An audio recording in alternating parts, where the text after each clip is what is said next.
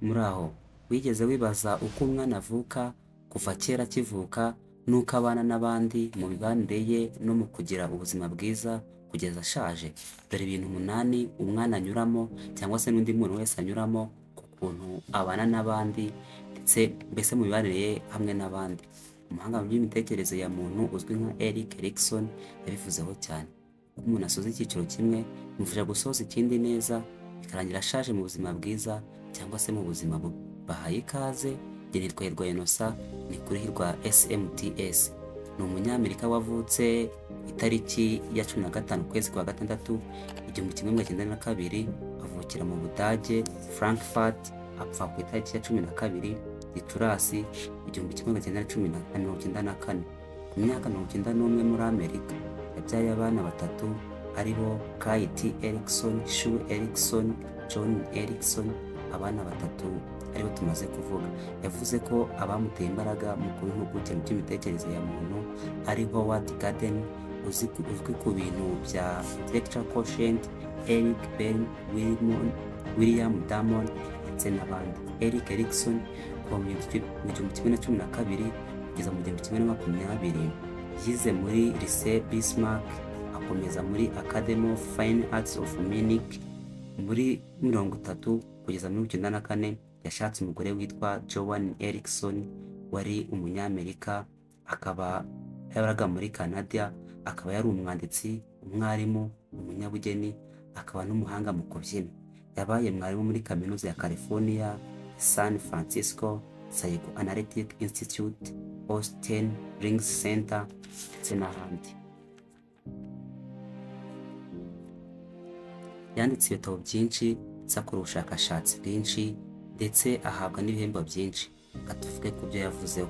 Ibihumbi 8 yavuzeho umuntu anyuramo mu mibanire n'abandi, bizwi mu ndimi z'amahanga nka psychosocial development. Nibi uretse ko yitwa Erik Erikson. Icyambere, kwizera ndetse no kutizera. Iki gihe kiba kuva umwana avutse kugeza agize umwaka n'igice. Avuga ko umwana aba ari mu gihe cyo kwigirira icyizere, akagira icyizere abamurera ndetse n'ibindi bintu bimukikije mu isi. Umwana iyo afashijwe neza ndetse mbese bakamurera neza, bimwongerera icyizere. Iyo adafashijwe neza, yisanga yatakarije icyizere abamurera ndetse n'abandi bose. Iki ni igihe cya mbere. Igihe cya kabiri, kwigenga cyangwa kugira isoni no kujijwa. Iki gihe kuva ku mezi 18 kugeza umwana agize imyaka 3, umwana yumva ko kwigenga aribyo byamufasha, bigatuma yumva ko hari icyo ashoboye. Urugero, agatangira nko kwikoresha uturimo tumwe na tumwe. Igihe cya gatatu, kwibwiriza cyangwa kudakora ibikwiye. Kuva ku myaka 3 kugeza ku myaka 6, abana batangira kuvumbura ibibera ku isi, bakarushaho kugira amahitamo mu byo bakora. Igihe cya 4, gukora cyangwa kudakora. Kuva ku myaka 6 kugeza ku 12, n'ahandi umwana batangiye kugira utuntu tumwe na tumwe yikorera, atangiye gukora ibintu bigiye bitandukanye. Kuko uyu mwana wageze muri primaire, atangiye gukora nk'ibintu by'ibipupe, atangiye gukora nk'ibintu byo kuririmba, ibintu byinshi cyane bigiye bitandukanye. Iyo rero atanyuzemo neza, birangira abaye umunebwe, mbese nabo umuntu ukora ibyo bita mu ndimi z'amahanga kuba inferior cyangwa se inferiority complex. Igihe cya 5, kumenya uwo uri we cyangwa kwibura. Iki gihe ni igihe cyinshi cy'abantu bapfiramo cyangwa se bagakeramo. Igihe cyagiye haba harimo abitwa abadurisa cyangwa se abatinizi. Iki gihe cyama wageze mu myaka ya za 10, aha hazamo kumenya icyo uzakora, umuhamagaro wawe, aho wifuza kugera, utangira kugira uwo mukundana mudahuje igitsina. Iyo iki cyiciro kidasojwe neza, ukivuyemo abura aho yerekeza, aribyo bita identity confusion. Icya 6, ubucuti bukomeye cyangwa kwigunga. Iki cyiciro kiva ku myaka 20 kugeza kuri 25. Iki gihe umuntu aba ashobora kugira urugo cyangwa se agakomera mu byo gukundana ndetse no kugira ibyo akora, bikaba bikomeye cyane.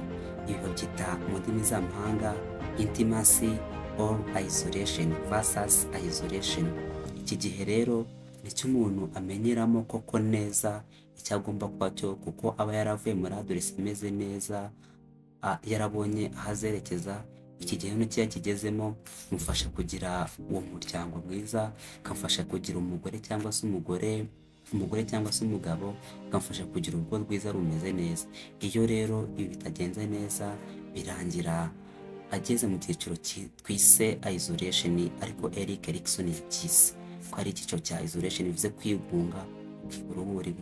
Hariho kenshi bakunda gukoresha amagambo ameze neza cyane, bakavuga bati iki cyiciro ni icyiciro cy'umuntu yishakamo we ubwe icyo ari cyo, ndetse kikanagena n'uko we ubwe abana n'uwo wundi wo bakundana, mbese akibona we ubwe, ariko nanone akabura we ubwe, akabura muri uwo wundi. Aribyo bise finding oneself but losing oneself in others. Mu cyiciro cya karindwi, kugira urubyaro cyangwa se kugira akaga. Muri iki gihe umuntu aba ari muri 30 na 40 na 50 na, iki gihe kirangwa no gukora cyane, umuntu agire icyo asigira urubyaro, icyo asibyaraga abamukomokaho. Harimo kugira akazi no kwita ku muryango we. Iki gihe yakinyuzemo neza ari iby'igiciro cyane, kubera ko aba afite umurage wasigiye abamukomokaho ndetse n'isi muri rusange, kimwe n'igihugu cye muri rusange. Icyiciro cya nyuma cya 8 Erikson yavuze kuba umuziranenge cyangwa se kwiheba. Ngo twagiye tubigaruka kuva hejuru kugeza akanya tugiye dufite, yagiye avuga ko hagiye harimo ibyiciro bibiri, akaba ari icyiciro kiri positive n'ikiri negative. Ngo icyiciro kivuga ku bintu byiza, ukuntu umuntu anyura mu bihe byiza, yakwitwaramo neza bikaba ari byiza cyane, yakwitwaramo nabi akaza kwisanga ari muri negativity, cyangwa se ari mu bihe bitari byiza byo kumusubiza inyuma, byo kumva yihebye, byo kumva ntacyo ashoboye, byo kumutera isoni, byo kwibura, byo kutagira akazi, kutagira umuntu mukundana, kutagira isani hagati yawe ndetse n'abandi ishikamye cyane. Mbese nyine umuntu ugasanga yakuriye muri negativity gukomeza gutyo. Icyiciro cya nyuma rero ni ikihe? Nk'uko namaze kubivuga, ni ukuba umuziranenge cyangwa se kuba uwihebye, aribyo bise mu cyongereza ngo ni integrity versus despair. Urumva nyine ni ukwiheba cyane. Katurebe iki gihe umuntu aba ari mu gihe cy'ubusaza, aho usubiza amaso inyuma akareba uko yitwaye, yaba yaritwaye neza mu buzima bwe, akaba ari inyangamugayo kandi ari umuntu w'umuhanga, umuntu ufite imico y'indakemwa.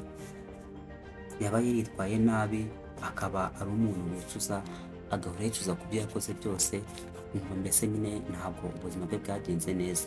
Bibutse ko umuntu wavuze kuri ibi bintu, aya magambo ari aya Erik Erikson, akaba twarayakuye mu bitabo byinshi bitandukanye byagiye yandikamo, twaje kubabwira ku buzima bwiwe, twabwira n'ibyo 8 byabivuzeho bigize psychosocial development, bifasha mu mikurire ya muntu.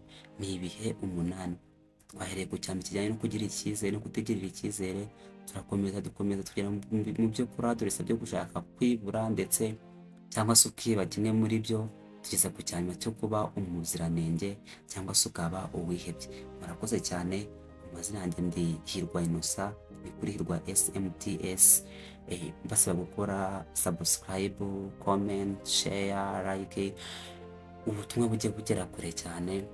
Nshimira abantu bagerageza kubikora, ni ukuri muraba agaciro cyane, ndabakunda. Murane amahoro y'Imana.